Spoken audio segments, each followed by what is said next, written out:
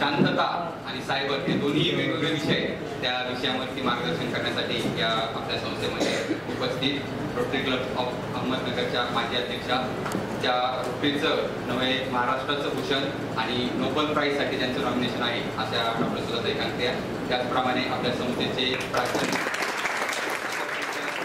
आपल्या कार्यक्रमाला खास उपस्थित गायकवाड साहेब पोलीस निरीक्षक, त्याचप्रमाणे सायबर सेलचे अभिजित अक्कल सर, त्याचप्रमाणे रोटरीचे अध्यक्ष सुभाष करजे, त्याचप्रमाणे ठोंबे सर, त्याचप्रमाणे दीपक गुजराती. आणि आमच्याकडं एक नवीन शब्द तुम्हाला आज ऐकायला भेटतोय. जे अध्यक्ष असतात त्यांच्या मिसेसला काय म्हणतात? First lady. तर त्या गर्जे वहिनी या ठिकाणी उपस्थित आहेत, कारण हा नवीन शब्द तुम्हाला ऐकायला भेटतो. आज तुमच्या ज्ञानात फार भर पडणार आहे. त्यामुळं या कार्यक्रमासाठी उपस्थित सर्व मान्यवरांचे आपण टाळ्यांच्या गजरामध्ये सहर्ष स्वागत करूया.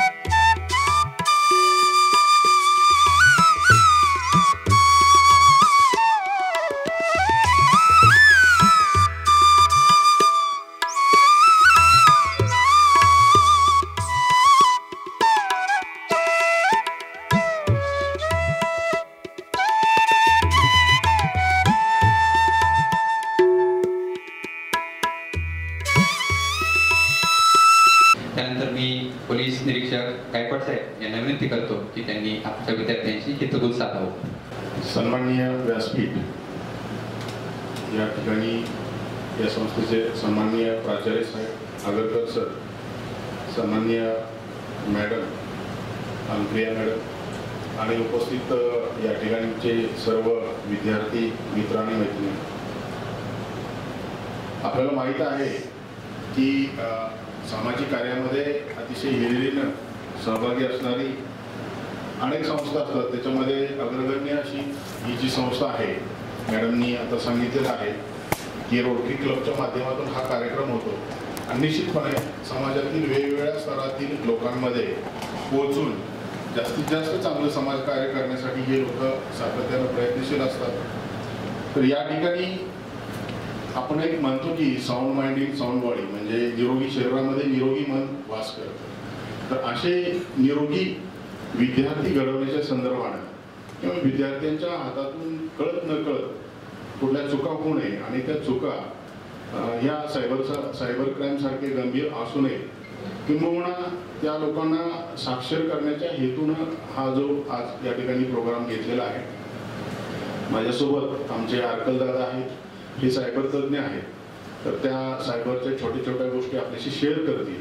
माझी फक्त आपल्या सर्वांना ही विनंती राहील की ह्या ऐकलेल्या गोष्टी तुमच्यापर्यंत सीमित न ठेवता आपण दूत म्हणून काम करावं. आपल्या संपर्कात येणारे आपले नातेवाईक, आपल्या घरातले शेजारी पाजारी या लोकांपर्यंत या गोष्टी पोहोचवाव्या आणि मग सायबर क्राईम पासून कसा स्वतःचा बचाव करता येईल तर यासाठी आपण सगळ्यांनी प्रयत्न करावा. या ठिकाणी मुख्यत्वे बघा, सायबर क्राईम म्हटलं की त्याचं जे टूल आहे हे कम्प्युटर आहे, इंटरनेट आहे आणि टार्गेट पण तेच आहे, म्हणजे मोबाईल किंवा कम्प्युटर. तर हे कम्प्युटरद्वारे इंटरनेटच्या माध्यमातून जे केले जाणारे गुन्हे आहेत तर हे सायबर क्राईम या विभागामध्ये मोडतात. हल्लीच्या काळामध्ये किंवा इथून पुढच्या काळामध्ये या क्राईमचं प्रमाण वाढत जाणार आहे, कारण आर्टिफिशियल इंटेलिजन्स सारखी गोष्ट आता आपल्या लोकांच्या ताब्यात आलेली आहे आणि मग आपल्याला माहीत नसतं, आपण लगेच त्यांना फोटो शेअर करतो आणि हे जे AI आहे ते आपले सगळे फोटो त्याचं मेमरी म्हणून ते स्टोअर करून ठेवतो. आणि भविष्यामध्ये हे डीप फेक नावाचा जो प्रकार आहे तो भविष्यामध्ये एखादा चेहरा फक्त त्यांना मिळाला आणि त्याला ऑर्डर दिली की या चेहऱ्यापासून आता अतिशय घाणेरडा कुठल्या तर प्रकारचा व्हिडिओ बनवा, तर तो व्हिडिओ पण बनणार आहे. आणि मग आपल्याला ते फार कष्टाचं जिकरीचं होईल की हे खरं आहे की खोटं आहे, याचा आपल्याला म्हणजे वेगवेगळं करणं योग्य अशक्य होईल. अशा पद्धतीचा हे भविष्यामध्ये प्रकार होणार आहे. आम्ही ज्या त्या कॉलेजवर जातो, मुलींशी संवाद साधताना त्यांना सांगतो की बाबांनो, तुम्ही तुमच्या त्या फेसबुकवर किंवा व्हॉट्सअपच्या DPला तुमचे फोटो ठेवू नका. मात्र आपल्याला काय आहे की आपलं स्वतःचा आनंद इतराच्या नजरेतून पाहण्याची सवय असते. म्हणजे मला माहीत आहे, म्हणजे एखादी मुलगी आहे तिला माहीत आहे ती खूप सुंदर आहे, चांगली आहे, नीटनेटकी आहे, मात्र तिनं एखादा फोटो शेअर केला आणि मग त्याला लाईक्स किती येतात, कमेंट्स किती येतात, त्याच्यावर तिचा आनंद ठरतो.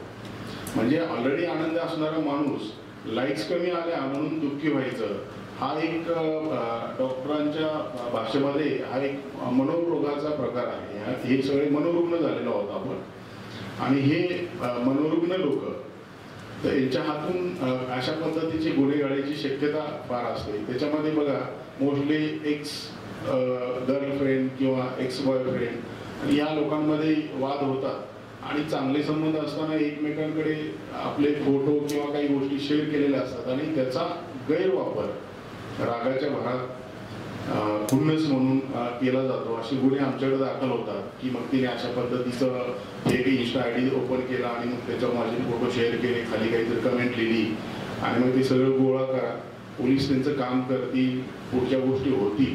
पण झालेली ही बदनामी ही कुठल्याही पद्धतीनं धुवून काढता येत नाही. त्याला सन्माननीय कोर्ट नंतर शिक्षा करेल, त्या गोष्टी नंतरच्या आहेत. मात्र ते होऊच नये एक प्रिव्हेंटिव्ह म्हणजे प्रतिबंधक उपाययोजना म्हणून हा आजचं लेक्चर आहे. तर मी या आयोजकांना आणि या संस्थेला खूप खूप आभार मानतो की अशा पद्धतीचं लेक्चर जाणीवपूर्वक या ठिकाणी ठेवलं गेलं. मी येताना फक्त या क्षेत्रातला जो तज्ज्ञ असणारा व्यक्ती आहे ते आमचे दादा आहेत, तारकत दादा, हे आपल्याशी संवाद साधतील. धन्यवाद. Good afternoon. मी पोलीस नाईक अभिजित आडकर.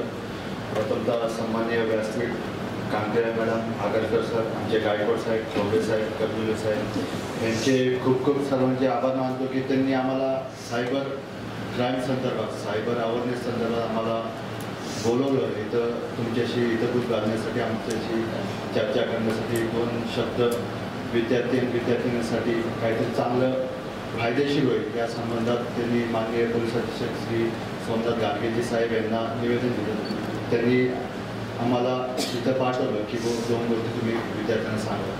प्रथमतः तुम्हाला सांगू इच्छितो की आपलं जीवन हे लाईक आणि फॉलोअरमध्ये व्यस्त झालेलं आहे. बरोबर का? बरोबर का? कारण की प्रत्येकाकडं फेसबुक आहे, इंस्टाग्राम आहे, एक्स आहे, ट्विटर आहे, टेलिग्राम आहे, हे सगळ्या गोष्टीमध्ये आपण गुंतून पडले. जेवढं चांगलं आहे तेवढंच वाईट आहे. बरोबर का? आता सध्या नवीन ट्रेंड येऊन राहिला गिबली, जेमिनी. गिबलीमध्ये फोटो पोरी खूप क्रिएट करू राहिले, फ्लावर्समध्ये यायचे, त्याच्यामध्ये पोरही काही कमी नाही आहे, पोरही त्याच ट्रेंडमध्ये करू राहिले की असं कोणत्याही प्रकारचे ॲप्लिकेशन वगैरे डाउनलोड करू नका. आपल्या ॲप्लिकेशन डाउनलोड केल्यामुळे आपण ॲक्सेस देत असतो, नकद ॲक्सेस देत असतो. कशाचा ॲक्सेस देतो माहिती तुम्हाला? माहिती आहे का? तर आपण आपल्या कॉन्टॅक्टचा ॲक्सेस दिला जातो, आपल्या इमेजेसचा ॲक्सेस दिला जातो, त्यानंतर फाईलचा ॲक्सेस दिला जातो. आपल्या फाईल मॅनेजमेंटमध्ये आपण नकल जर आपण आत्ताही फोन ओपन केलं, APK सर्च मारलं तर बरेच APK फाईल डाउनलोड केलेल्या असतात. तर आता मी प्रथमतः आपल्यासमोर PPT आलेली आहे, त्याच्या संदर्भात मी तुम्हाला सांगतो की तुम्हाला सगळ्यांना दिसतंय का हे सगळं? बघा, आपल्या दैनंदिन जीवनामध्ये आपल्याकडे बँक अकाउंट आहे, डेबिट कार्ड आहे, क्रेडिट कार्ड आहे, ऑनलाईन. आता टाइप्स ऑफ सायबर क्राईम कोण करते ह्याच्यामध्ये होतं. तर online debit, credit card, bank fraud, social media offence, job visa fraud, loan insurance lottery, marketing intelligence and violence fraud, miscellaneous fraud, हे सगळे फ्रॉड वेगवेगळ्या पद्धतीने. अजून भरपूर काही फ्रॉड आहे. व्हॉट्सअप व्हिडिओ कॉल फ्रॉड आहे, डिजिटल अरेस्ट आहे, बऱ्याच वेगवेगळ्या नवीन पद्धतीमध्ये फ्रॉड हे सायबर क्राईमवाले आपल्याला फसवले जातात. त्यांचा मोटिव्ह का असतो कोण सांगू शकतं? सायबर क्राईमचा मोटिव्ह का असतो? त्यांचा सायबर क्राईम फ्रॉड करणाऱ्यांचा मोटिव्ह एकच असतो की कोणत्याही प्रकारे समोरच्या माणसाला फसवून पैसे मिळवणे. काय मिळवणे? समोरच्या बँक खात्यातून पैसे कसे मिळवायचे ते पाहतात. आता बँक मॅनेजर म्हणून फोन करतात की मी बँक मॅनेजर बोलतोय, तुमचं KYC अपडेट करायचंय, तुमचं बँक डिटेल्स द्या. आपण विश्वास ठेवतो, पण असे कुठल्याही प्रकारचे बँक मॅनेजरचे फोन येत नाही. कोणीही बँक अकाउंटची माहिती घेतली जात नाही, IFSC माहिती घेतली जात नाही. त्यानंतर आपल्या डेबिट कार्डची माहिती घेतली जात नाही. आपल्या डेबिट कार्डवर पहिले 16 अंकी नंबर असतो, बरोबर? त्यानंतर पाठीमागे CVV नंबर असतो. हे कोणालाही माहिती द्यायची नाही. जर आपण त्या डेबिट कार्डवरची माहिती दिली आणि CVV नंबर दिली तर त्यानंतर आपल्याला एक OTP येतो. तर ते OTP दिल्यानंतर तर आपल्या बँक बॅलन्स हा कमी होत जातो किंवा बँकेतून आपले 50,000 99,000 जेवढं आपलं 1 डे ट्रान्झॅक्शन लिमिट असतो तेवढं ते सायबर क्राईम फ्रॉडवाले हे काढून घेतात. तर कोणालाही आपले वैयक्तिक माहिती द्यायची नाही, बँकेची डिटेल द्यायची नाही, बँकेची डेबिट कार्डची माहिती द्यायची नाही. त्यानंतर क्रेडिट कार्ड. आता प्रत्येकाला आता क्रेडिट कार्डवर 0% व्याज दर 6 महिन्यासाठी फुकट वापरण्यासाठी HDFC बँक, SBI बँक, वेगवेगळे बँकेचे ऑफर येतात. क्रेडिट कार्ड कोणाकडे आहे कोणाकडे असं तरी सांगणार नाही. तर कृपया तुम्ही असे डेबिट कार्ड क्रेडिट कार्डची माहिती देऊ नका. क्रेडिट कार्ड जर अप्लाय केला तर जेव्हा आपल्याला डिस्पॅच होतं क्रेडिट कार्ड कोणत्या बँकेचा असो तर त्याच दिवशी किंवा त्याच दुसऱ्या दिवशी आपल्याला एक कॉल येतो त्याच बँकेच्या नावाने की बुवा आम्ही SBI क्रेडिट कार्डच्या बँकेतून बोलते, तुमचं क्रेडिट कार्ड ऍक्टिव्हेट करायचं. परंतु तुम्हाला माहिती पाहिजे की क्रेडिट कार्ड ऑलरेडी आपलं ऍक्टिव्ह असतं. जेव्हा आपण ऍप्लिकेशन करतो तेव्हा क्रेडिट कार्ड हा डिस्पॅच झाल्यानंतर ऍक्टिव्ह झालेला असतो, ऑलरेडी ऍक्टिव्ह झालेला असतं. फक्त ते काही विचारत नाही, त्यांच्याकडे पूर्ण डाटा आपला त्यांच्याकडे सेव्ह असतो, त्यांच्याकडे गेलेला असतो. ते तुम्हाला पूर्ण आपले जन्मकुंडली सांगतात, नाव गाव पत्ता जन्मतारीख आधार कार्ड पासून सगळं सांगतात, तुमच्या बँक अकाउंट नंबर पण सांगतात. तर आपली इन्फॉर्मेशन सगळं त्यांच्याकडे असते. तर कृपया करून असे कुठलेही फ्रॉड कॉल आले किंवा त्यांनी सांगितलं की तुमचं क्रेडिट कार्ड ऍक्टिव्हेशन करायचं आहे तर तुम्ही आम्हाला OTP द्या. तर OTP अजिबात देऊ नका. OTP कशावर येतो हा SMS आपण तुमच्या नंबरवर येतो ना. तर आपण OTP द्यायचा असतो का? Very good. कृपया करून कोणी OTP देऊ नका. त्यानंतर online debit card and bank card vishing call to the victim आणि victim in the name of official. त्यानंतर credit card reward point, your debit card is being block etc. आणि UPI fraud installing remote desktop application and AnyDesk and TeamViewer app. हे खूप महत्त्वाचं आहे. बघा मी तुम्हाला अगोदर सांगितलेले कारण की कुठल्याही प्रकारचे बँकेतून कॉल आले कोणते बँक मॅनेजर म्हणा किंवा हेड म्हणा बँक हेड ऑफिसर तर असे कुठलेही बँक मॅनेजर किंवा हेड ऑफिसवरून फोन येत नाही. त्यानंतर क्रेडिट कार्ड रिवॉर्ड पॉईंट, तुम्हाला रिवॉर्ड पॉईंट देतो क्रेडिट कार्डला तर तुम्ही OTP सांगा. तर OTP असं काय द्यायचं नाही कुठल्या प्रकारचं. त्यांचं एकच मोटिव्ह असतो की पैसे कसे मिळवणे, ह्यांना कसं येड्यात काढणे आणि यांच्याकडून OTP कशी घेणे हे खूप महत्त्वाचं आहे त्यांना. कारण की तुम्ही OTP दिली तर तुमच्या क्रेडिट कार्डवरून किंवा बँक अकाउंटमधून तुमचे पैसे डेबिट होतात किंवा क्रेडिट कार्डवरून एखादं गोल्ड खरेदी करतात, मोबाईल खरेदी करतात, वेगवेगळ्या प्रकारचे ऑनलाईन वेगवेगळे वस्तू खरेदी करतात. जेणेकरून बिहार, राजस्थान, उत्तर प्रदेश हे त्यांची टोळी सतर्क असतात. तिथल्या तिथे लोक त्यांना त्या ऑनलाईन परचेस जे ऑनलाईनसाठी जे रेग्युलर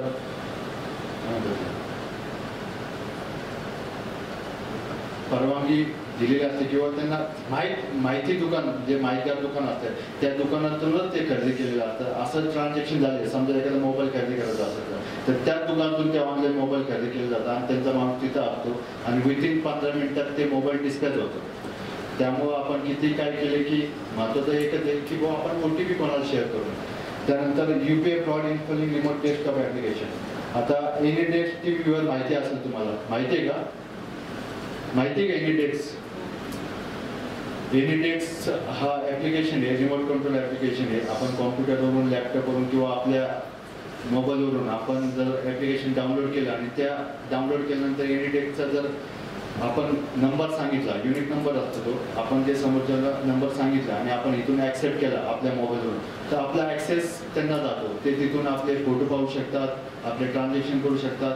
आपण UPI ट्रान्झॅक्शन केल्यानंतर ते आपले पासवर्ड पाहू शकतात. त्यांनी पासवर्ड काय टाकलं त्यावरून ते त्यांच्या अकाउंटवर पैसे ट्रान्सफर करू शकतात. त्यामुळे असे कुठल्याही प्रकारचे ॲक्सेसेबल किंवा रिमोट कंट्रोल ॲप्लिकेशन डाउनलोड करू नका. असे कोणत्याही प्रकारचे कोणी सांगत नाही की तुम्हाला डाउनलोड करा, फक्त कोणावर विश्वास ठेवू नका. त्यानंतर सेंडिंग UPI म्हणजे request links and impression and customer care support, Google Pay, PhonePe, Amazon, Snapdeal, Paytm आणि other ecommerce wallets KYC updating fraud. बघा प्रत्येक फ्रॉड हे सेमच आहे. एक तर KYC अपडेट करण्यासाठी किंवा तुम्हाला रिवॉर्ड पॉईंट मिळण्यासाठी किंवा तुम्हाला आम्ही फोनपेवरून बघा मध्ये तुम्हाला रिवॉर्ड 500 रुपये रिवॉर्ड मिळाले, तुम्ही रिक्वेस्ट ॲक्सेप्ट करा. तर असे कुठल्याही प्रकारचे रिक्वेस्ट ॲक्सेप्ट करू नका. जर तुम्हाला पैसे पाहिजे असेल तर पैसे येण्यासाठी पासवर्ड टाकायची गरज असते का? तर फ्रॉडर्स काय करतो, तुम्हाला पॉईंट मिळालेले तुम्ही UPI ID टाका. UPI ID कधी टाकतो आपण? एखाद्याला पैसे पाठवायचे असेल तर, नाहीतर काय गरज नाही. त्यामुळे असे जर फोन आले की सर तुम्ही पहिले पैसे पाठवा नंतर चेक करून सांगतो. पुढचं आहे लोन लॉटरी इन्शुरन्स ऑफिस. मला सांगा आता लोन लॉटरी, तुम्ही लॉटरी खेळलं तर तुम्हाला लॉटरी लागेल ना? काशी लागते लॉटरी. कोणाला कोण म्हणे करोडपतीवरून लॉटरीचे 25 लाख लॉटरी लागली मेसेज आलेले कोणाला? पहिले ह्या गोष्टी चालायचे. आता कोण बनेगा करोडपती मधून फोन यायचे की वो तुम्हाला लॉटरी लागली, 25 लाखाची लॉटरी लागली. जर तुम्हाला पैसे पाहिजे असेल तर तुम्ही राज्य सरकार टॅक्स नाहीतर केंद्र सरकार टॅक्स असे वेगवेगळे प्रकारचे टॅक्स तुम्ही पहिले भरा, मग तुम्हाला आम्ही तुमच्या अकाउंटला पैसे पाठवतो. असं होतं का? तेव्हा असे फेक कॉल पासून तुम्ही सावध राहावे. त्यानंतर SMS and mail about winning of lottery. Same MOP की आपण जर लॉटरी खेळलीच नाही तर आपण जिंकणार कसे? तर हे प्रेझेंट ऑफ माइंड व्ह्यू जरा लक्ष ठेवायचं की हो आपल्याला असे मेसेज असे कॉल आले तर अजिबात विश्वास ठेवायचा नाही. एक आता नवीन प्रकार आहे digital arrest. The fraudulent code of law enforcement and officer and demand money from their target at creating a panic situation. कोणाला माहिती का डिजिटल अरेस्ट म्हणजे काय? माहिती का? मी तुम्हाला सांगू इच्छितो की एक व्हिडिओ कॉल येतो आपल्याला, व्हॉट्सअप व्हिडिओ कॉल येतो किंवा डायरेक्ट जिओ ॲप्लिकेशनवरून व्हिडिओ कॉल येतं. व्हिडिओ कॉल आल्यानंतर समोर तुम्हाला पोलीस बसलेला असतो, एक IPS ऑफिसर नसते की त्या ड्रेसवर, पोलिसाच्या ड्रेसवर शेजारी असेल लॉकअपमध्ये 4-5 जण बसलेले असतात, आरोपी किंवा लोक बसवलेले असतात त्यांचे, आणि त्यांच्यासोबत 1-2-3 कर्मचारी असतात. मग ते सांगतात की हो या आरोपीकडे तुमचा मोबाईल नंबर मिळाला, तुमचं नाव असं तुम्हाला आम्ही आरोपी करू, ह्या ड्रग्स ह्यांच्यामध्ये ड्रग्स मिळालं, त्यानंतर नोटा मिळाल्या, भरपूर डुप्लिकेट नोटा मिळाल्या, तुम्हाला घाबरून देतात. आणि असं बोलता बोलता जर तुम्ही व्हिडिओ कॉल कट केलं की आमचे पोलीस येतील तुम्हाला अटक करायला, तुम्ही विंडो बंद करा, खिडक्या बंद करा, दरवाजे बंद करा, कोणाला सांगू नका. तर असं घाबरून जाण्यासारखं काही नाही. कारण की असं घाबरून ते तुमच्या bank balance, bank account detail, PhonePe detail सगळ्या ह्या गोष्टी घेतात. त्यानंतर तुम्हाला एक रिमोट कंट्रोल ॲप्लिकेशन पाठवतात, APK फाईल पाठवतात, त्यावरून ते ॲक्सेस घेतात. आणि त्यावरून जर तुम्हाला अटक व्हायचं नसेल तर घाबरून देतात की अटक व्हायचं नसेल तर तुम्ही आम्हाला पैसे पाठवा. तर माणूस घाबरून 25,000, 50,000, लाख, 1.5 लाख रुपये असे पाठवतात. तेव्हा माणसाला काय कळत नाही की आपण काय करतोय, आपल्याला ह्या गुन्ह्याला अटकायचं नाहीये. कुठून तरी दिल्लीवरून फोन येतो, कुठून तरी पश्चिम बंगालवरून फोन येतो, कुठून तरी झारखंडवरून फोन येतो, राजस्थानवरून फोन येतो, बिहारवरून येतो, UP वरून येतो. तर असे फोन येणारे तर प्रथमतः आपण काय करायला पाहिजे? घाबरायचं नाही. पोलीस असं कधी फोन करतात का? पोलिसांना जर उचलायचं असेल तर डायरेक्ट तुमच्या घरी येणार, घेऊन जाणार, चला मॅडम बसा, सर बसा, बरोबर ना? त्यामुळे असे फ्रॉड कॉल पासून आपण वाचायचंय. आपल्या आई वडिलांना पण सांगितलं असे कॉल जर आले की प्रथमतः तुम्ही व्हिडिओ कॉल घेऊ नका अनोळखी नंबरचा आणि व्हिडिओ कॉल कट करायचा. असंच एक माझी गुरुजी मॅडम आहे, शिक्षिका आहे, नाव नाही सांगत, नवरा बायको शिक्षक शिक्षिका सोबतच राहतात. सरांना असंच कॉल आला सेम डिजिटल अरेस्ट. तर पोलिसाचा नव्हता आला तर जज सरांचा आला. सर बघा कोर्टाचा फोन आला जज. आता जज लोकांना एवढं कुठं वेळ आहे की फोन करायचा. तर जज रूमवरून सेम डे टू डे असंच एक कॉल आणि त्यामध्ये आरोपी वगैरे तुम्हाला आत्ताच्या आत्ता अरेस्ट वॉरंट काढले, तुम्ही पैसे भरा. त्यांनी सगळे कमीत कमी कंटिन्यू व्हिडिओ कॉल चालू होते, 7-8 घंटे कंटिन्यू व्हिडिओ चालू होते. ते दुसऱ्या दिवशी म्हणजे रात्री कॉल आला एक साधारणतः 10:30 वाजता, ते सकाळपर्यंत वाट पाहत होते बँकेकडे जायचे. त्यांनी सगळे माहिती घेतली, त्यांची 7-8 अकाउंट माहिती घेतली, FDI किती सगळे माहिती घेतली. त्यांनी पाहिलं अरे बाकडं चांगले 10 लाख रुपये. ते अक्षरश बँकेत गेले, SBI बँकेत गेले आपल्या गुलमर्ग रोडच्या. ते FDI मोडले त्यांनी आणि त्या अकाउंटला भरताना त्यांना त्या मॅडमला माझी आठवण आली सर की अभिजित असं सर पैसे बोलले, असं फोन आला. मी सरांना फोन द्या. नाही म्हणे ते घाबरलेले, ते म्हणजे पोलिसांना नाका सांगू असं नाही. त्यांनी फोन दिला. मी सरांना माझ्या भाषेत काय बोललो मलाच माहिती. मी 2 मिनिटं थांबा, मी तिथे येतो म्हटलं. ते 2 मिनिटात बाहेर आले. त्यांना बसवलं. मी गेलो, बसवलं. 10 लाख रुपये हातात कॅश न भरता घरी घेऊन गेलो आणि घरात त्या प्रॉडक्टचा फोन आला, जेट साहेबाच्या ड्रेसवर वगैरे. मग मी बोलल्यानंतर मग ते ब्लॉक वगैरे करून दिलं. मग ते 10 लाख वाचले अक्षरशः. म्हणजे आपले ओळखीचे जर कोणी पोलीस असेल, वकील असेल, आपले मित्र असेल, आपले अधिकारी वर्ग असेल, ज्यांना या गोष्टीतली माहिती, तर पॅनिक होण्यासारखं काही नाहीये. तुम्ही घाबरू नका. कोणाला तरी शेअर करा, तुम्ही बोला. तुम्ही बोलले तर प्रश्न सुटतात. जर त्या मॅडमने आज फोन केल्यानंतर तर आज त्यांचे 10 लाख रुपये गेले असते. कारण की ते एक शिक्षक आहेत, त्यांना पेन्शन हे सगळे ती आयुष्यभरची काम आहे. 10 लाख इज नॉट होत ना, किती मोठी रक्कम. त्यामुळे या गोष्टीपासून बऱ्याच तुम्ही तुमच्या आई वडिलांना, तुम्ही स्वतः शिकले 20% तर तुम्ही या गोष्टी सांगितल्या तर बराच फरक पडतो की बुवा आपण प्रॉडक्ट पासून वाचवण्यासाठी आपण बरंच फरक पडतो.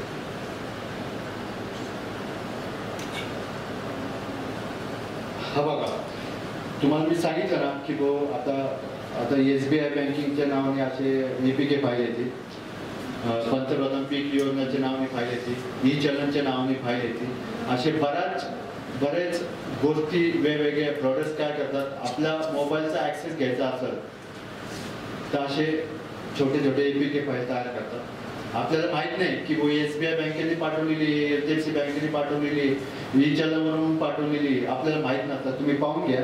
अशा कुठल्याही प्रकारचे APK फाईल जर आली तर कृपया डाउनलोड करू नका. जर तुम्ही डाउनलोड केलं तर तुमचा मोबाईलचा पूर्ण ऍक्सेस गेलेला असतो. तुम्हाला ऑपरेटिंग करता येणार नाही. तुमचा पहिला व्हॉट्सअप बंद होतो. व्हॉट्सअप ते चालवतात आणि बाकी सगळे फोनपे, गुगल पे, पेटीएम, इंटरनेट बँकिंग सगळे ते वापरतात आणि त्यांना जास्त वेळ लागत नाही आपला UPI पिन क्रॅक करण्यासाठी किंवा त्या आपल्या अकाउंटमधून पैसे हे करण्यासाठी. जर आपल्या अकाउंटला जर 2-3 लाख जर लिमिट असेल डेली ट्रान्झॅक्शन तर ते कुठतरी 10,000, 20,000, 50,000 करा डेली हे करण्यासाठी. जवळजवळ तेवढे बाकीचे पैसे तरी वाचतात. Marketing intelligence OLX fraud. आता OLX फार जुना फ्रॉड आहे. पूर्वी काय करायचं, आपल्याला एखादा फ्रीज किंवा एखादा गाडी वगैरे विकायचा असेल तर आपण आपले डॉक्युमेंट त्या वेबसाईटवर म्हणा, त्या पोर्टलवर म्हणा, ॲप्लिकेशनवर आपण हे करायचं, सबमिट करतो. गाडी घेतली असेल तर आपल्याला विकायची असेल तर ते त्या वेबसाईटवर आपण फिलअप करतो, फॉर्म फिलअप करतो. पण तो आपण फिलअप करताना आपण हे विचार करत नाही की आपली स्वतःची माहिती, आपली स्वतःची गाडीची माहिती, आपली स्वतःची डिटेल, RC बुक वगैरे सगळे डिटेल आपण हे सगळे जगाला दाखवण्यासाठी आपण अपलोड केलेलं. कारण की आपण जेव्हा अपलोड करतो हे डॉक्युमेंट प्रॉडक्ट्स काय करतात, आपलेच RC बुक, आपलेच फोटो, आपलेच गाडीचे फोटो दुसऱ्या वेबसाईटवर अपलोड करतात आणि 10 लाखाचा JCB 1 लाख रुपयाला देतात. शक्य आहे का? हेच खरं प्रॉडक्टचं टेक्निक आहे, हुशारी आहे. कारण की 10 लाखाचा 1 लाख रुपयाला जर द्यायला लागला तर कोणी पसंत, मला द्या, बरोबर आहे ना. आपण काय विचार करतो, आता 2 वर्षाचा JCB 10 लाखाचा किंवा 20 लाखाचा JCB असेल, 1 लाख रुपये कसं देईल? तर ते 1 लाख रुपये आपल्याला म्हणता टॅक्सच्या नावाखाली RTOच्या ऑनलाईन फॉर्म भरण्यासाठी, ट्रान्सफर करण्यासाठी तो 1.5 लाख, 2 लाख, 3 लाखाची पुढे कधी घेऊन जातो ते स्वतः कळत नाही किंवा समोरच्याला पण कळत नाही. आता fake investment website application scam on the name of higher return crypto currency. आता बरेच जण ट्रेडिंगच्या नादी लागलेले, क्रिप्टो करन्सीचे नादी लागलेले आहे का? कोणी ट्रेडिंगमध्ये कोण करतं का? ट्रेड करताय का? मुलं मुली नाही का? तर कृपया करून आता सध्या ट्रेडिंगच्या नावाखाली, क्रिप्टो करन्सीच्या नावाखाली खूप मोठी फसवणूक होत चालू आहे. आत्ताच आमच्या सिस्पे ट्रेडिंगच्या नावाखाली हजारो कोटी फसवणूक झालेली, बऱ्याच आरोपींना अटक केलेली आमच्या आर्थिक शाखा. तर कृपया करून 50,000 भरा आणि तुम्हाला 20% रिटर्न देतो, 30% रिटर्न देतो, अशा कुठल्याही फेक अफवा ट्रेडिंग ॲप किंवा ट्रेडिंगदारांकडून तुम्ही विश्वास ठेवू नका. आपले कमवलेले, मेहनतीने कमवलेले पैसे आपण कुठल्याही असे फेक वेबसाईट, फेक ॲप्लिकेशनद्वारे तुम्ही इन्व्हेस्ट करू नका. जर इन्व्हेस्ट करायचं असेल तर तुमचे स्वतःचं ओन SBI बँक अकाउंट आहे, HDFC बँक अकाउंट आहे, त्यांचे अधिकृत डिमेट अकाउंट उघडलेलं असतं, डिमेट अकाउंट जर असतात, डिमेट ऑफिस असतात, त्या ऑफिसला जाऊन तुम्ही कृपया जर ट्रेडिंग करायचं असेल तर कृपया ट्रेडिंग करा. त्यांचं multi level marketing scam pretext higher return cryptocurrency, तेच मॅट्रिमोनियल फ्रॉड्स, नायजेरियन फ्रॉड. आता मॅट्रिमोनियल फ्रॉड तुम्हाला माहिती आहे, कोणाला लग्न वगैरे काय करायचं असेल तर आपण ऑनलाईन फॉर्म भरतो किंवा आपली पूर्ण बायोडाटा भरतो, आपली कास्ट वगैरे. तर आपल्याला समजा मुलीला मुलगा पाहिजे असेल तर ते पहिले मुलाचा बायोडाटा पाठवा असेल तो काय म्हणतो, पहिले 5,000 पाठवा, 4,000 पाठवा. असं कुठल्याही प्रकारचे विश्वास ठेवू नका, हे फेक वेबसाईट असतात. नायजेरियन फ्रॉड हा असा प्रकार आहे की फेसबुक इंस्टाग्राम आहे का सगळ्यांनी,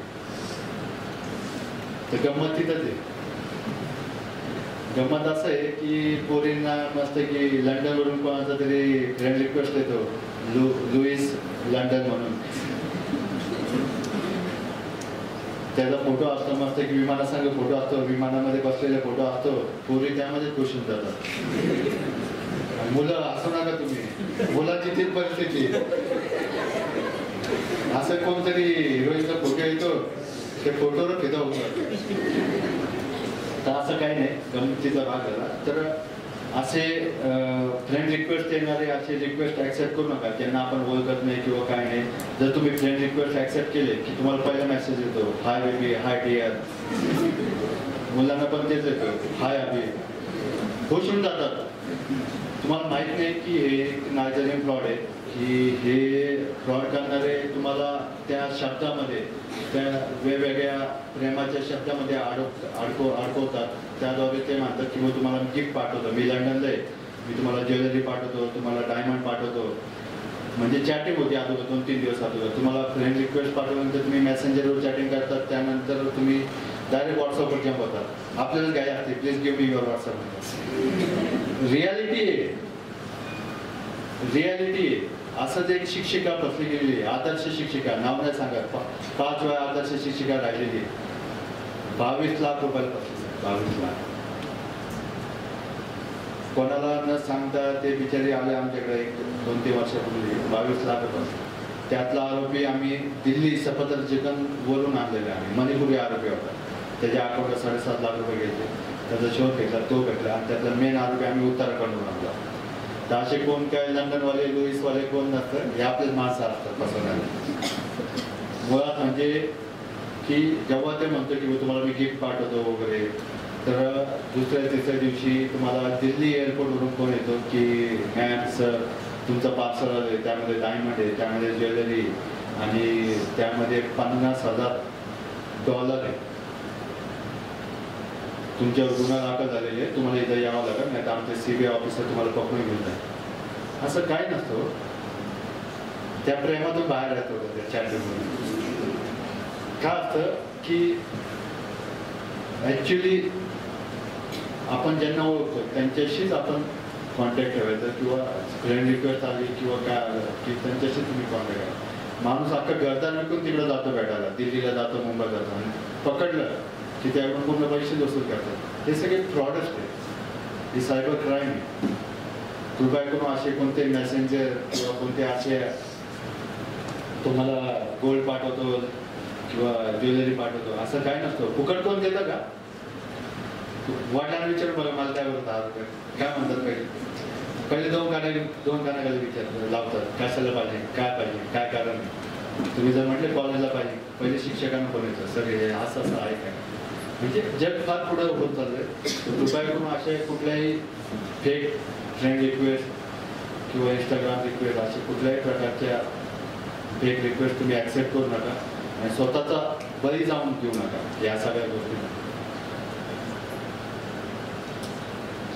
social media offence, fake ID creation, defence of victim. बघा हे खूप महत्त्वाचं आहे. सोशल मीडियावर आपण सगळेच आहे, इंस्टाग्राम, फेसबुकवर. आता मैत्रीण असतात, मित्र असतात, आपले दुश्मन पण तेच असतात. आपलं म्हणजे आपलं सगळं माहिती कोणाला असते, एक तर मित्र असतं किंवा घरातले असतात. जर मैत्रीण भांडणं झाले, मैत्रीण काय करते, तिच्या नावाने फेक अकाउंट करते आणि मित्रासोबत चॅटिंग करते. मित्र भांडण आलं की मित्राचे नावाने फेक अकाउंट तयार करायचं आणि मैत्री संघ चॅटिंग करायचं. असं काही गोष्टी करू नका. कारण की तुम्ही कोणत्याही सोशल मीडियावर काही ऍक्टिव्हिटी करायचं असेल तर आपलं काय लागतं मला सांगा. काय लागतं आपल्याला? काय लागतं माहिती कोणाला? समजा एखादं ऍप्लिकेशन आपल्याला डाउनलोड करायचं किंवा आपल्याला स्नॅपचॅट ओपन करायचं किंवा फेसबुक ओपन करायचं, इंस्टाग्राम ओपन करायचं, काय लागतं आपल्याला? Email ID, mobile number, OTP, बरोबर ना? तर तुमची सगळी माहिती ही त्या सर्व्हरला गेलेली असते.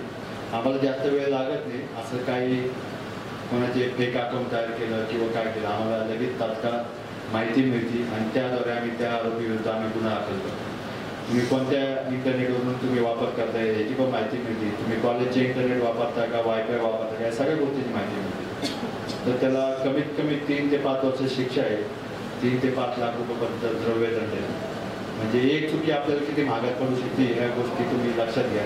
असं कृपया कोणाच्याही नावाने कोणाचाही फोटो वापरून असं फेक अकाउंट तयार करू नका आणि त्याद्वारे सोशल मीडियावर त्याची बदनामी करू नका.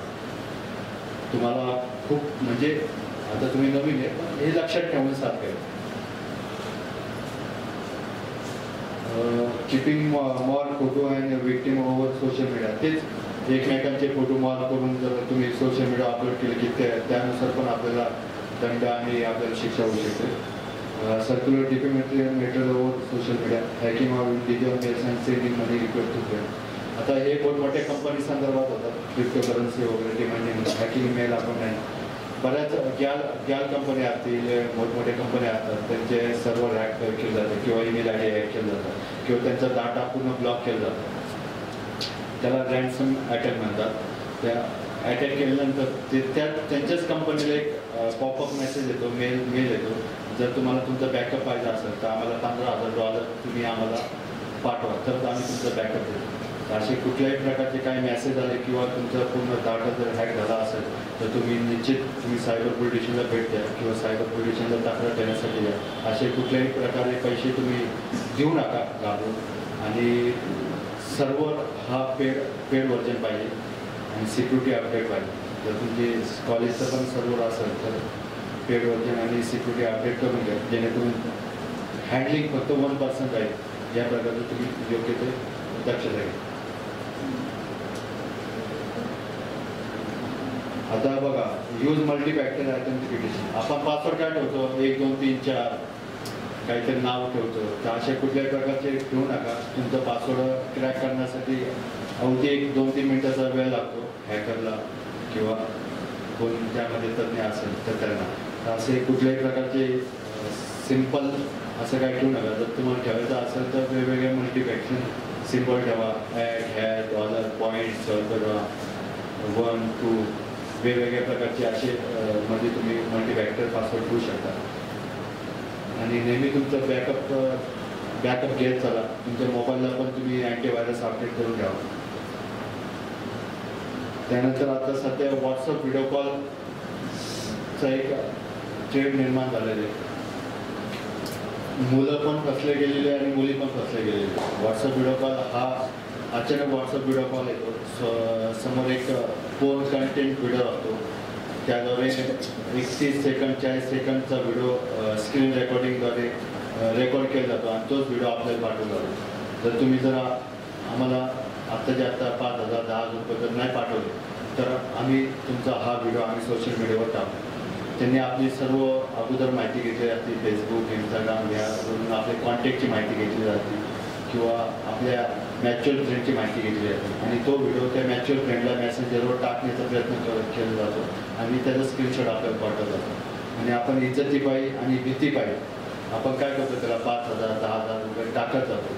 आईकडून घे, वडिलांकडून घे किंवा वडिलांच्या मोबाईलवर. तर असं कृपया असे जर व्हिडिओद्वारे तुम्हाला जर ब्लॅकमेलिंग करत असेल तर प्रथमतः तुम्ही त्यांना ब्लॉक करा.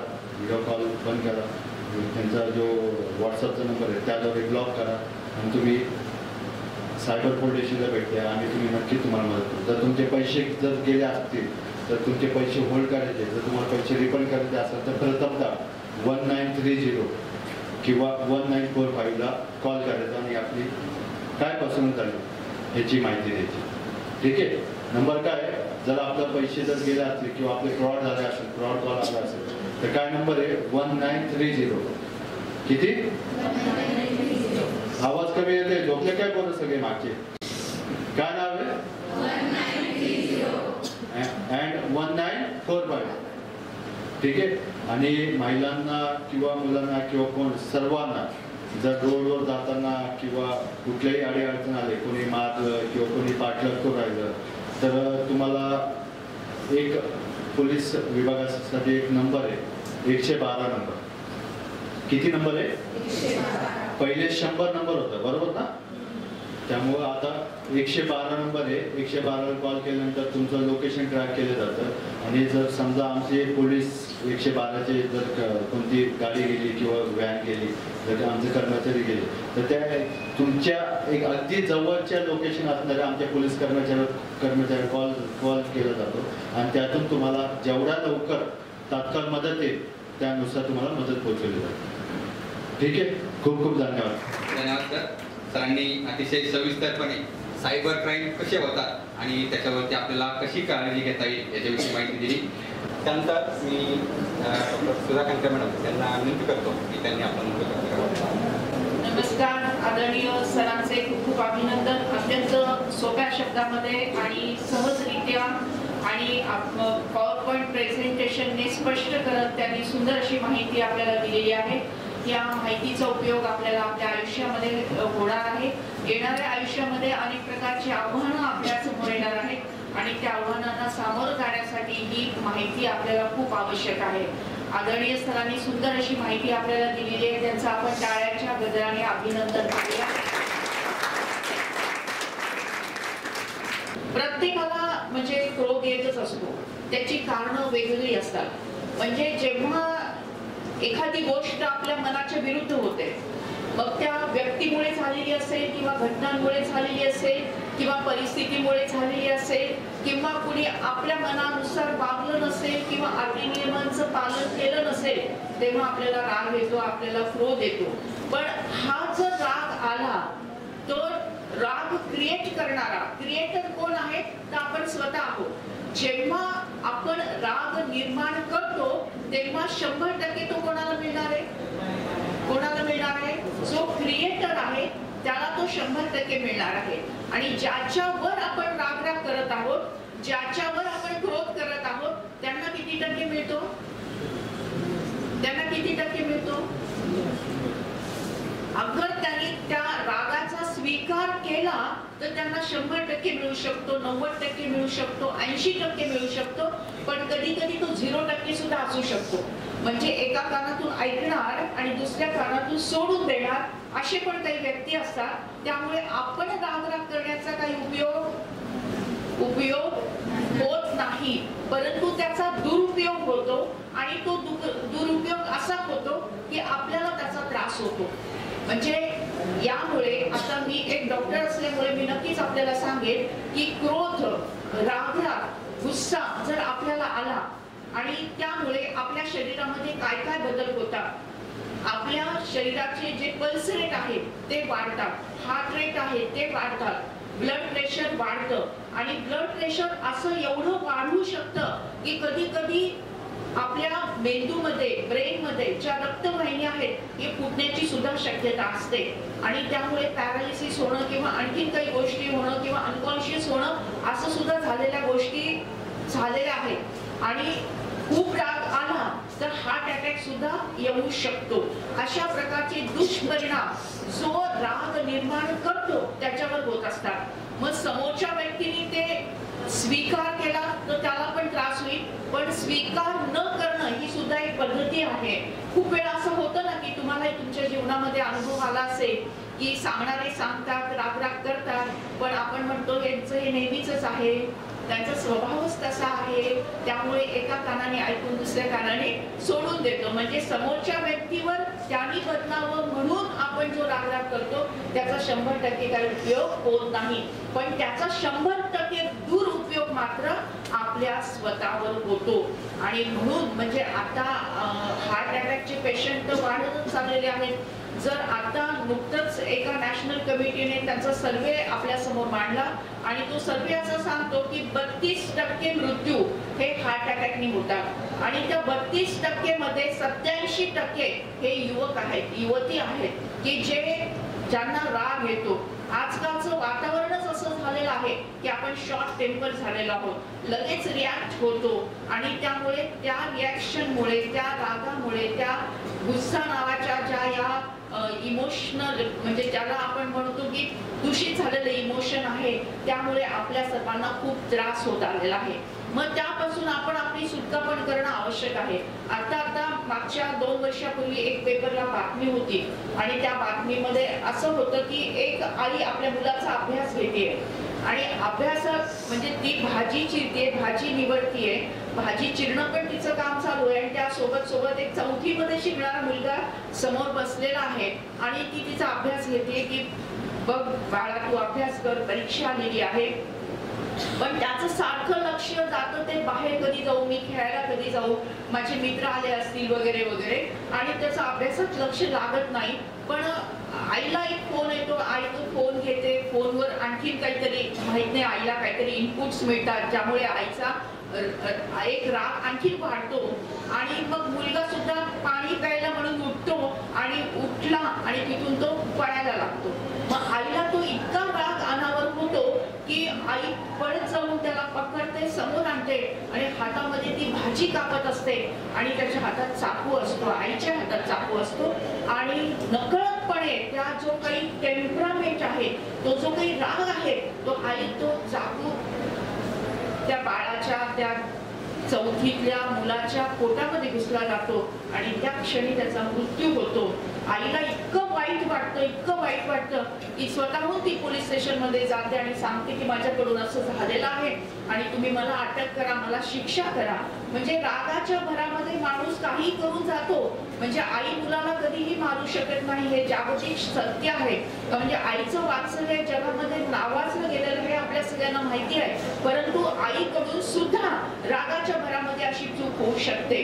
तर अशा प्रकारची चूक होऊ नये, कारण राग हा इतका म्हणजे इमोशनल इम्बॅलन्स करून टाकतो आणि मनाला इतकं दूषित करतो की आपली निर्णय क्षमता सुद्धा ती म्हणजे भेसळली जाते आणि आपण नाही तो निर्णय घेतो आणि आपल्याकडून काही कृत्य होतं. त्यामुळे राग न येणं हे सर्वात मोठं आपण त्याच्यासाठी मेडिटेशन, त्याच्यासाठी या सगळ्या गोष्टींची माहिती घेणं खूप आवश्यक आहे.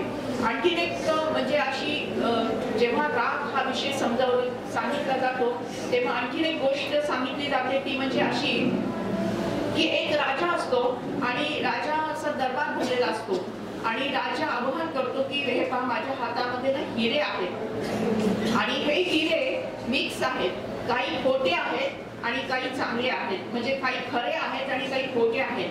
तर हे मिक्स झालेले आहेत. ते जो कोणी वेगळं वेगळं करून देईल की हे खोटे हिरे आहेत आणि हा खरा हिरा आहे तर त्यांना आपण बक्षीस देऊ. तर सगळे मंत्री महोदय बसलेले असतात, दरबार भरलेला असतो, सगळे जण असतात, नागरिक असतात आणि सगळे म्हणजे मंत्री महोदय आधी येतात, ट्राय करतात, पाहतात तर सगळे हिरे तर अगदी तंतोतंत सारखे दिसतात, ओळखू येत नाही कुठला खरा आहे कुठला खोटा आहे. काही जण प्रयत्न करतात पण ते खोटं ठरतं. पण त्या दरबारामध्ये, राज दरबारामध्ये एक मुलगा बसलेला असतो आणि तो अंध असतो, दोन्ही डोळ्यांनी त्याला दिसत नसतं. तो उभा राहतो आणि तो म्हणतो की राजेसाहेब मला प्रयत्न करायचा आहे. सगळेजण हसतात, अरे याला दिसतच नाही, तो हा काय प्रयत्न करणार. पण तरी राजा म्हणतो की चल बेटा तुला मी एक चान्स देतो. तो मुलाला धरून आणलं जातं आणि त्याच्या समोर ते हिरे ठेवले जातात आणि तो राज दरबार असतो, एका खिडकीतून ऊन येत असतं. तर तो म्हणतो की मला कुणीतरी हेल्पर द्या, हे हिरे घेऊन मला खिडकीजवळ जायचं आहे जिथे ऊन आहे. आणि तिथे हिरे घेऊन जातात आणि तिथे तो म्हणतो की मला 10 मिनिटाचा वेळ द्या. मग 10 मिनिटाचा वेळ दिला जातो.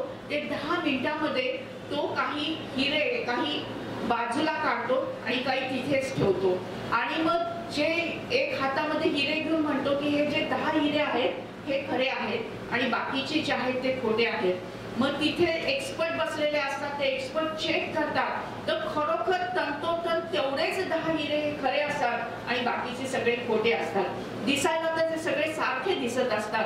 मग सगळ्यांना खूप आश्चर्य वाटतं की ज्या व्यक्तीला दिसतच नाही तर त्यांनी हे कसे हिरे म्हणजे बरोबर तंतोतंत निवडले आणि खरं म्हणजे हे खरे हिरे आहेत कसं काय त्यांना समजलं. तर ते म्हणतात की अरे बाळा तू सांग बरं कसं काय तू केलं. तर तो म्हणतो महाराज साधं आणि सोपं आहे.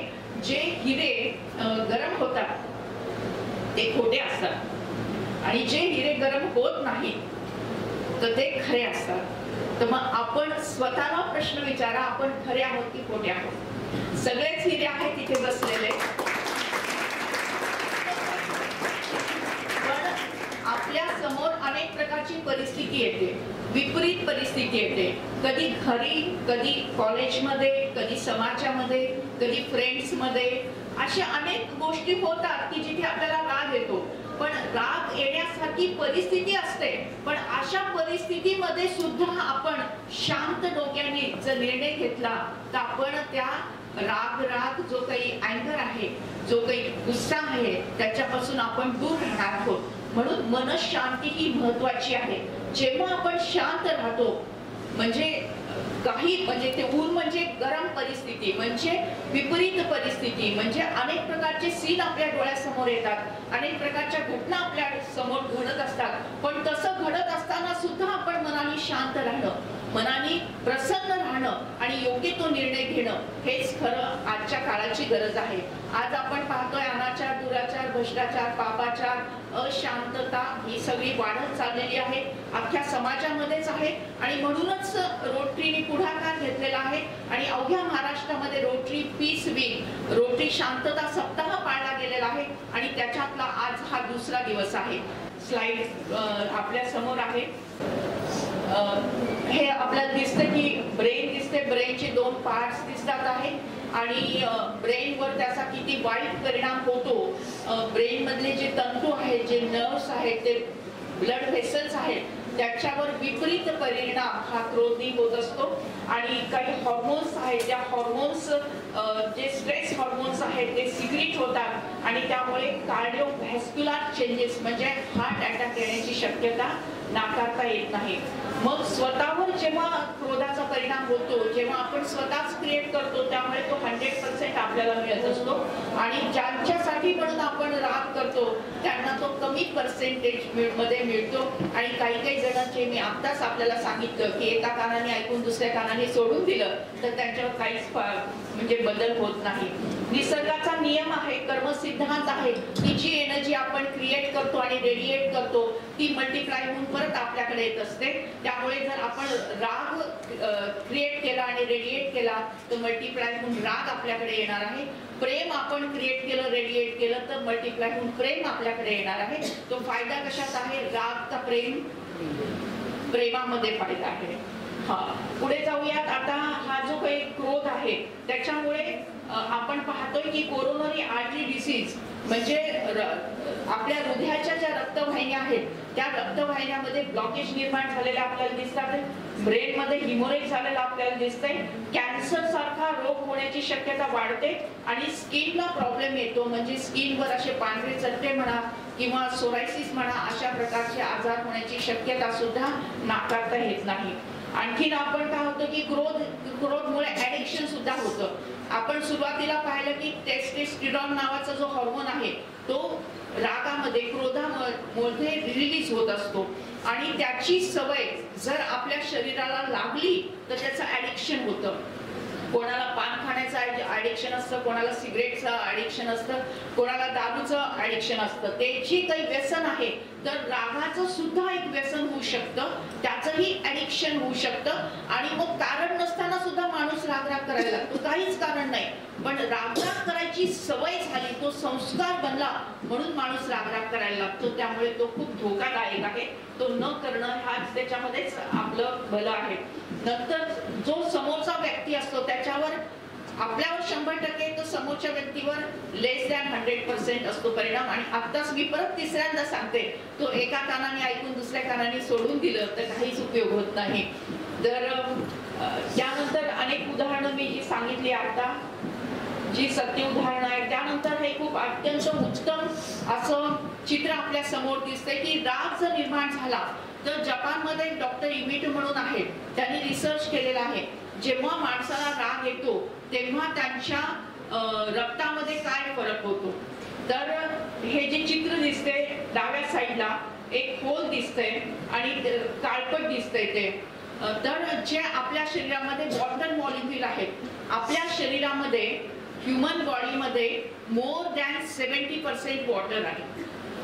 किती आहे?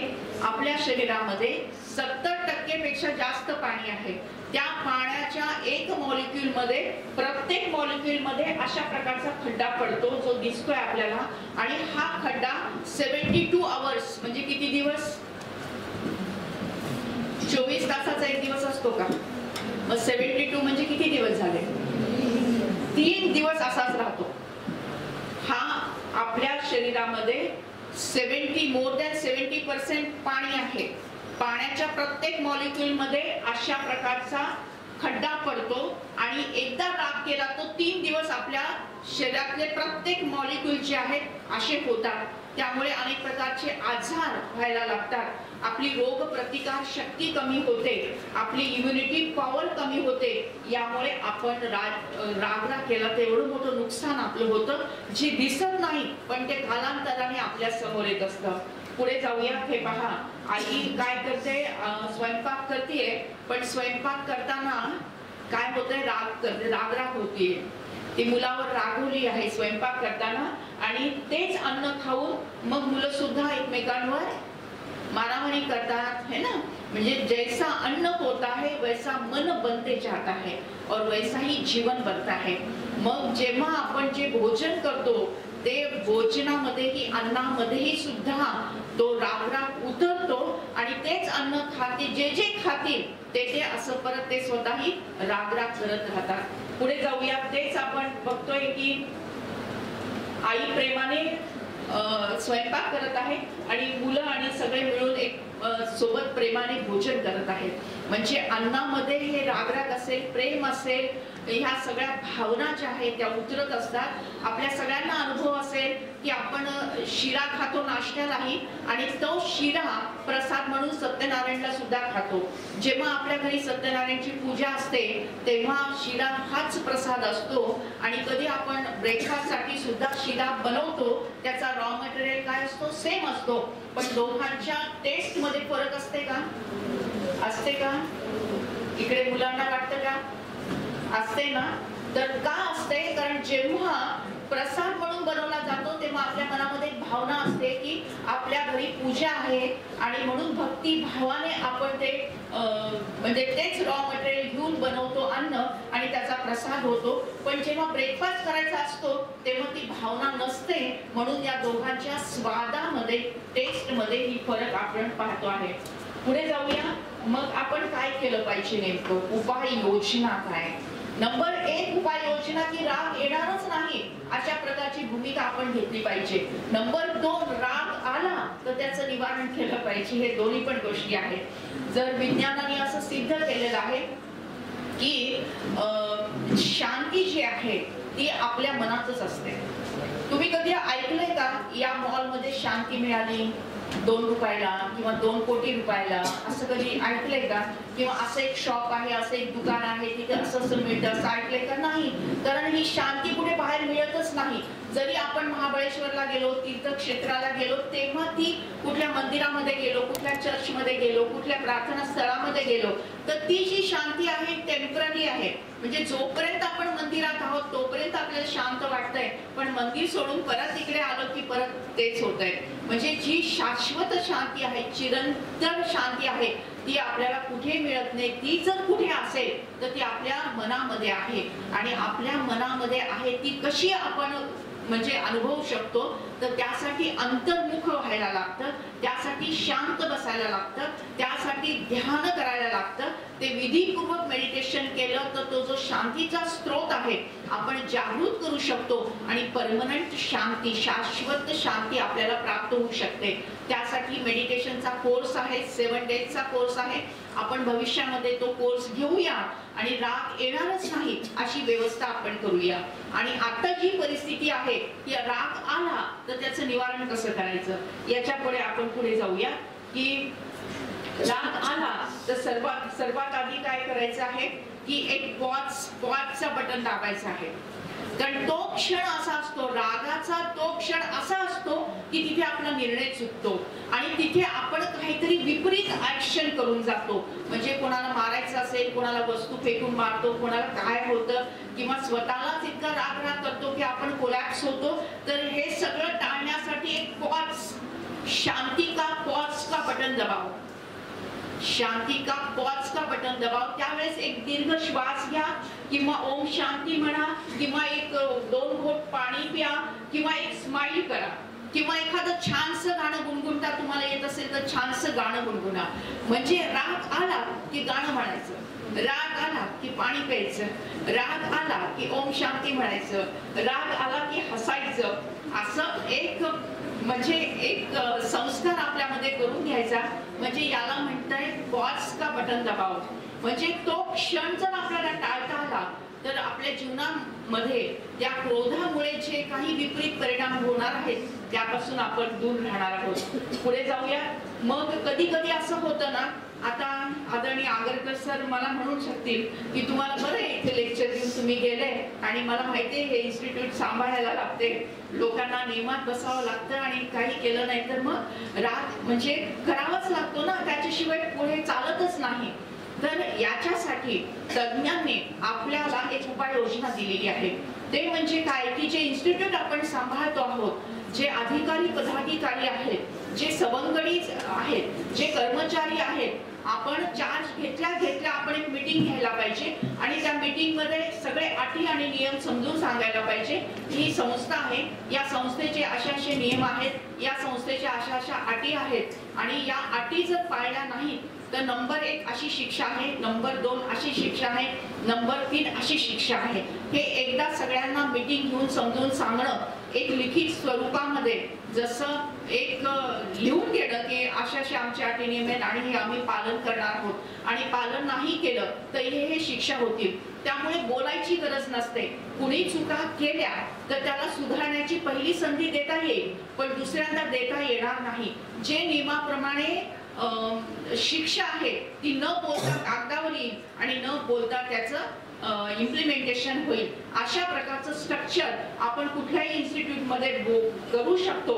आणि मुख्य म्हणजे असं की जो अधिकारी आहे तर त्यांनी अधिकार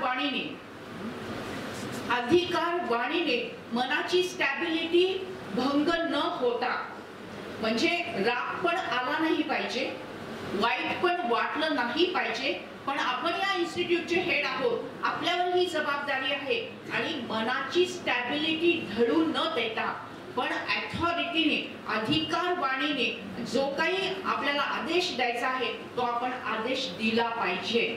मग याच्यामध्ये रागराग करायची गरज नाही पण आदेश देऊन त्या आदेशाचं पालन कसं होईल याचा पाठपुरावा आपण केला पाहिजे. यामध्ये राग निर्माण करायचाच नाही तर अथॉरिटीने मनाची स्टॅबिलिटी ठेवून आपल्याला ऑर्डर करता आली पाहिजे. तर याप्रमाणे आपण इन्स्टिट्यूट चालू शकतो. किंवा घर परिवारामध्ये सुद्धा जे वडीलधारे असतात त्यांनी सुद्धा घराचे नियम समजून सांगितले पाहिजे की बेटा तू हे करायला पाहिजे, हे नाही करायला पाहिजे, तू इतका वाजता आला पाहिजे, तू मोबाईलवर इतकाच वेळ राहिला पाहिजे, तू अभ्यास त्यावेळेस केला पाहिजे वगैरे वगैरे. जे काही घर परिवारातले जे नियम असतात ते सुद्धा समजून सांगितले पाहिजे. पहिल्या वेळेस माफी मिळू शकते पण नंतर मात्र शिक्षणाचे 1 2 3 4 आणि त्याप्रमाणे जेव्हा ही शिक्षा मिळायला लागते तेव्हा समोरचा माणूस आपोआप बदलायला लागतो. याच्यामध्ये स्वतःला रागराग करून स्वतःचं नुकसान करून घ्यायची अजिबात गरज नाही. आज आपण पाहतोय की सगळीकडेच टोटल जगामध्ये म्हणजे रागराग करण्याचं प्रमाण खूप वाढलेलं आहे आणि त्यामुळे असं एक जागतिक प्रदूषण मानसिक लेवलवर झालेलं आहे. याच्यातून आपल्याला परत फिरायचं आहे आणि परत अथॉरिटीने मनाच्या स्टॅबिलिटीने मनाचं संतुलन ढळून न देता परफेक्ट शब्दामध्ये आणि समयपर सही समय पर सही निर्णय लेते आना चाहिए. म्हणजे ज्या वेळेत जी गोष्ट सांगायला पाहिजे त्याच वेळेत सांगायला पाहिजे. म्हणजे ते वेळेचं बंधन सुद्धा, ते ॲप्रोप्रिएट वेळ सुद्धा आपल्याला कॅच करता आली पाहिजे. असं अथॉरिटीने आपण संस्था चालवू शकतो. आपण पुढे जाऊया. हे पहा, जर समजा आपण चिंता करत राहिलं, रागराग करत राहिलं तर डोक्याचे असे केस आपले जाणार आहेत, संपणार आहेत. त्यामुळे चिंता करायची नाही, रागराग सुद्धा करायचं नाही. आपलं स्वतःच नुकसान होत असतं. आपण जेव्हा राग येतो तेव्हा आपण मोठा आणि गहरा श्वास आपण घेतला पाहिजे. हे पहा, असे मुखवटे असतात. जीवन जगत असताना आपल्याला वेगवेगळ्या प्रकारचे मुखवटे लावून वावरावं लागतं. पण ज्या वेळेस जी भूमिका आहे ती भूमिका आपल्याला करावीच लागते. आपण जेव्हा म्हणजे अधिकारी म्हणून ऑफिसमध्ये असतो तेव्हा भूमिका वेगळी असते, वडील म्हणून घरी असतो तेव्हा भूमिका वेगळी असते, आणि समाज कार्यकर्ते म्हणून समाजात वावरत असतो तेव्हा भूमिका वेगळी असते. त्यामुळे वेगवेगळे मुखवटे लावून वेगवेगळ्या भूमिका बजावणं हे आपलं कर्तव्यच आहे. ते सगळं करत असताना आपल्याला राग आला नाही पाहिजे. दुसरी गोष्ट म्हणजे फोकस करताना आपल्याला सोल्युशनवर फोकस करायचे, प्रॉब्लेमवर फोकस नाही करायचा.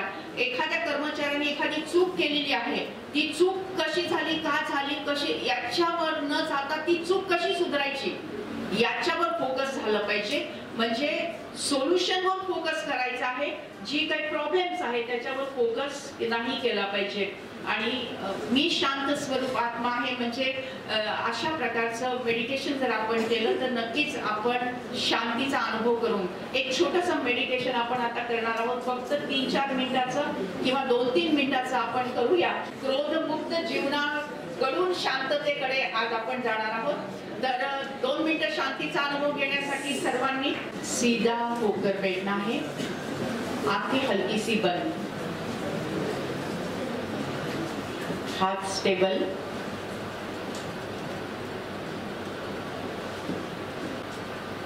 शांति का सवेरा आ रहा है.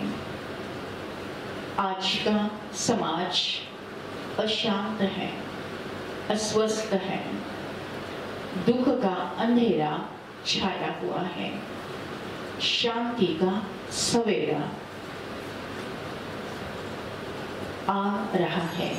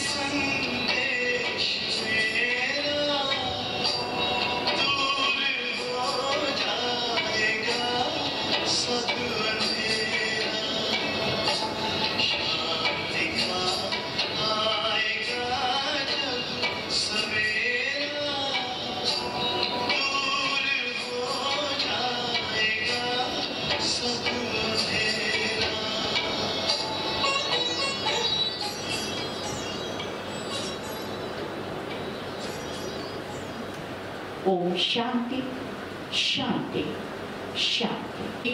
आदरणीय सरांना विनंती करेल की हे सगळे विद्यार्थी आहेत त्यांनी आज शांततेच्या सिग्नेचर कॅम्पेन मध्ये सहभाग घेतलेला आहे आणि एक बोर्ड त्यांच्या सहीने भरलेला आहे. त्याचं आपण उद्घाटन करावं अशी मी विनंती करते.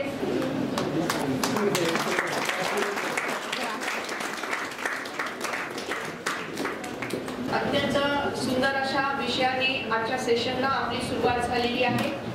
सायबर क्राईम पासून आपण कसं दूर राहिलं पाहिजे तरच आपल्या समाजामध्ये शांती निर्माण होण्यासाठी हे एक सकारात्मक असं पाऊल आहे. या शांततेची प्रतिज्ञा आपण आधी घेऊया आणि नंतर मी माझ्या विषयाकडे येते. सर्वांनी उजवा हात पुढे करायचा आहे आणि माझ्या पाठीमागे कृपया उंच आवाजामध्ये ही प्रतिज्ञा आपल्याला घ्यायची आहे. मी माझ्या विचाराद्वारे वाणी आणि कृतीद्वारे एक शक्तिशाली शांतीदूत आहे. पीस बिल्डर आहे. जगाच्या पाठीवर भिन्न विचार, भिन्न धर्म आणि भिन्न संस्कृती आणि परंपरा असूनही आम्ही एकमेकांकडे बंधू भगिनींच्या नजरेने पाहतो आणि परस्पर आदर सन्मान करतो. मी माझ्या परिवारात, महाविद्यालयात, परिसरात, शहरात, समाजात व जगात शांती निर्माण करण्याचे वचन देते. आम्ही सर्व समाजामध्ये, देशामध्ये शांती निर्माण करण्यासाठी शांतीदूत बनून आम्ही आमची जबाबदारी पार पाडू. हात खाली घ्यायचा आणि भारत मातेचा जय जयकार हात उंच करून उंच आवाजात करायचंय. भारत माता की वंदे मातरम. धन्यवाद. सर्वांनी खाली बसायचं आहे. सर्वांचं खूप खूप अभिनंदन. कार्यक्रमाच्या शेवटी संस्थेचे प्राचार्य आणि या कार्यक्रमाचे अध्यक्ष माननीय डॉक्टर आगरकर सर यांना विनंती करतो की त्यांनी आपलं मनोगत व्यक्त करावं. मंचावर उपस्थित आदरणीय डॉक्टर सुधा कांक्रिया मॅडम, त्यानंतर ज्यांनी आपल्याला सायबर क्राईम बद्दल अतिशय उपयुक्त अशी माहिती दिली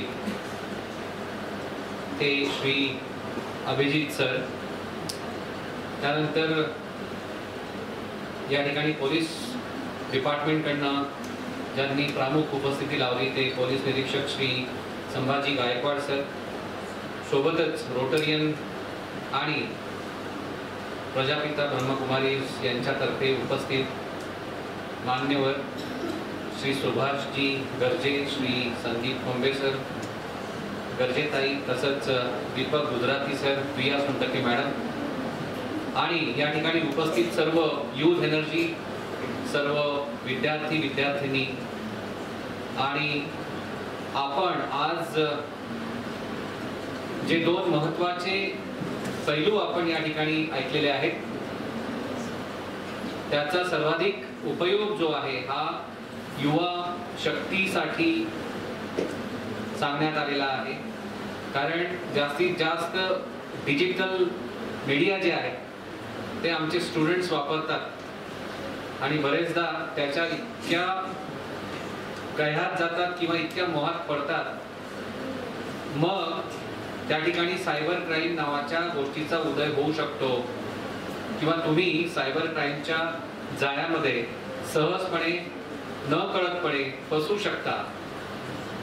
आणि त्याकरिता ते तसं होऊ नये त्याकरिता आदरणीय अभिजित सरांनी आपल्याला खूप अतिशय उपयुक्त अशी माहिती या ठिकाणी दिलेली आहे.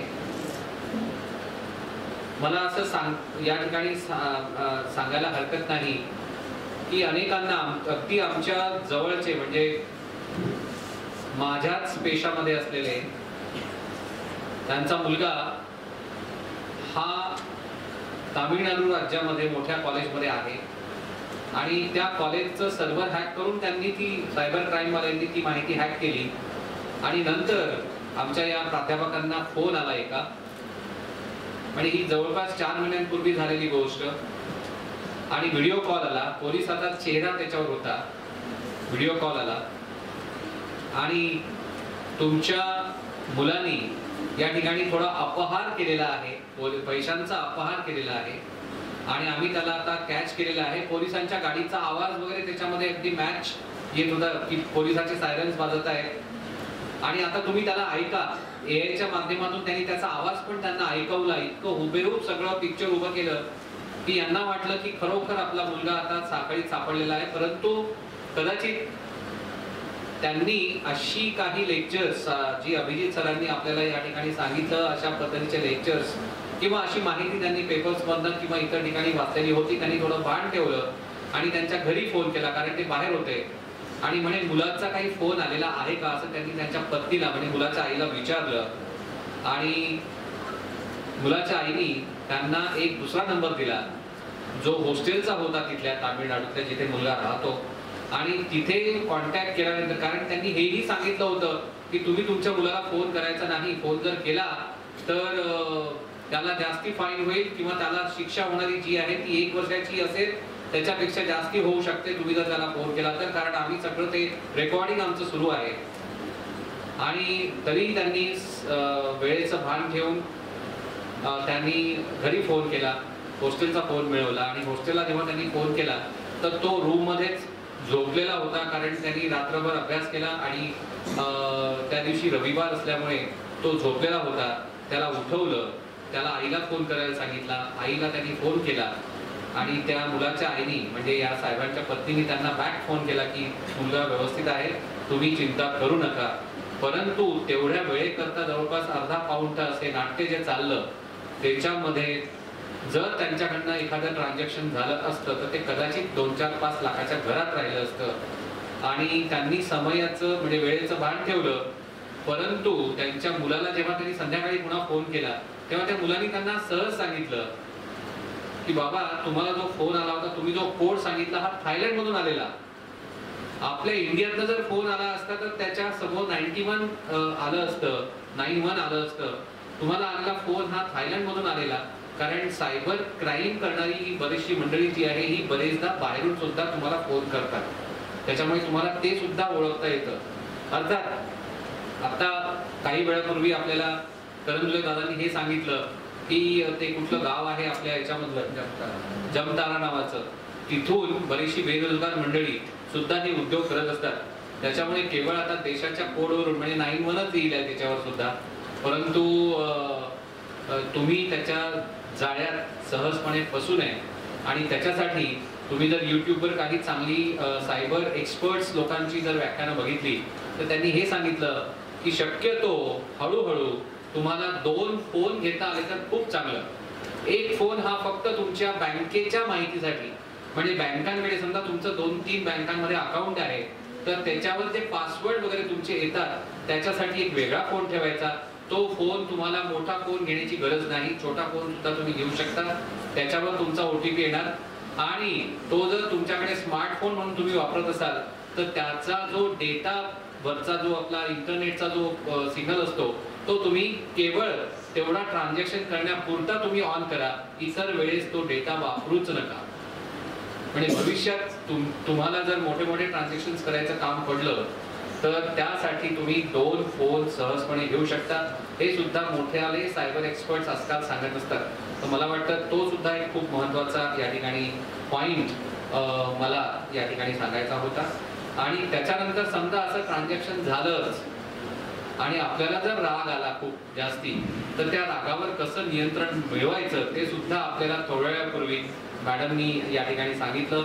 आणि खरोखरच दोन्हीही आपले आजचे सेशन्स हे अतिशय मार्मिक, अतिशय सुंदर होते. आणि सर्वात शेवटी आपल्याला छोट्या छोट्या कारणांमुळे जेव्हा काही मार्क कमी मिळतात किंवा एखाद्याला बक्षीस मिळतं आणि एखाद्याला बक्षीस मिळत नाही, बरोबर 1 मार्काच्या फरकाने आपला मेरिट जातो आणि मग कुठेतरी राग यायला सुरुवात होते. तो राग कधी 5 मिनिटं टिकतो, कधी तासभर, कधी आपलं 1 वर्ष संपून जातं. तरी सुद्धा त्या 2 मित्रांमधला किंवा मैत्रिणींमधला राग काही कमी होत नाही. तर ह्याच्यावर नियंत्रण कसं मिळवायचं, कायमस्वरूपी नियंत्रण कसं मिळवायचं त्याच्याबद्दल सुद्धा आता आपल्याला एक कांक्रिया मॅडम यांनी एक चांगलं प्रात्यक्षिक आपल्याला करून दाखवलं. आणि तो म्हणजे ध्यानाचा, मेडिटेशनचा शाश्वत मार्ग. तर याच्या मार्फत आपण दररोजचं आपलं जे क्लिनिंग आहे, म्हणजे जे संस्कार आपल्या माइंडवर झालेले असतात त्याचं जे क्लिनिंग आहे ते सुद्धा अतिशय चांगल्या पद्धतीने जर आपण मेडिटेशन करत असू तर ते चांगलं क्लिनिंग होतं. आणि फ्रेश माइंडनी आपण दुसऱ्या दिवशी पुन्हा जसं आपण दररोज दान करून आपण स्वच्छ होतो, आपण स्वच्छता हायजीन मेंटेन करतो आपल्या शरीराचं, तशीच स्वच्छता आपल्याला आपल्या मनाची सुद्धा या दानाच्या मार्फत करता येते आणि जे परमनंट संस्कार चुकीचे जे होऊ घातलेले असतात ते सुद्धा या क्लिनिंगच्या माध्यमातून आपण ते काढू शकतो. तर आजचे दोन्ही सेशन अतिशय उपयुक्त असे होते आणि मी आश्वासन देतो या ठिकाणी, जाहीर आश्वासन मॅडमला देतो की 21 तारखेला जो आपण 8 वाजता सकाळी जी लिंक पाठवणार आहात त्याच्यासाठी आमची कॉलेजमधली जास्तीत जास्त युवा एनर्जी त्या ठिकाणी त्याला जॉईन करेल आणि या ध्यानाचा याचा आनंद घेईल. आपण सर्वजण इथे आलात, आपण सर्वजण इथे येऊन आमच्या विद्यार्थ्यांना या ठिकाणी अमूल्य असं मार्गदर्शन केलं ते निश्चितच त्यांच्या भविष्याच्या प्रगतीकरिता त्यांना अतिशय उपयुक्त असं आहे. आणि मला असं वाटतं की जसं मॅडमनी मगाशी सांगितलं म्हणजे केबिनमध्ये असताना क्राईम रेट बद्दल त्या बोलत होत्या की जेव्हा मेडिटेशनचा एखादा ग्रुप त्या ठिकाणी मोठा त्या ठिकाणी मेडिटेशन समूह मेडिटेशन ज्याला म्हणतो ग्रुप मेडिटेशन 7-8 हजार लोक जर मेडिटेशन करत असतील तर ती एनर्जी मेडिटेशनची सर्व दूर पसरते आणि असा सर्च झालेला आहे, असा रिसर्च झालेला आहे की तेवढ्या काळापुरता जगातला क्राईम रेट किंवा त्या एरियातला क्राईम रेट जो आहे अतिशय कमी याच्यावर पोहोचलेला असतो. पण एवढी ती व्हायब्रेशन मध्ये ती शक्ती आहे, ज्ञानाच्या व्हायब्रेशन मध्ये किंवा मेडिटेशनच्या व्हायब्रेशन्स मध्ये इतकी शक्ती आहे की ती इतरांना सुद्धा चांगले कामं करण्यास प्रेरित करते, चुकीचे कामं करण्यास प्रतिबंध करते. मला असं वाटतं की या ठिकाणी जी 120 स्टुडंट्स मंडळी बसलेली आहे तर यांच्यावर जर रिसर्च केला आणि एका साधारण परीक्षेनंतर आम्ही जर त्याचं मूल्यांकन केलं तर नक्कीच एखाद्याचे काही लोकांचे मार्क्स कमी असतील तर किंवा काही लोकांचे बॅकलॉग्स असतील तर निश्चितच येणारी जी हिवाळी परीक्षा आहे आपली 2025 ची त्याच्यामध्ये अतिशय उत्कृष्ट रिझल्ट या इथे प्रेझेंट असलेल्या मुलांचा जर करंजुले दादांनी जर रिसर्च केला तर कदाचित या मुलांचा रिझल्ट इतरांच्या कंपॅरिझन मध्ये हा चांगला मिळेल.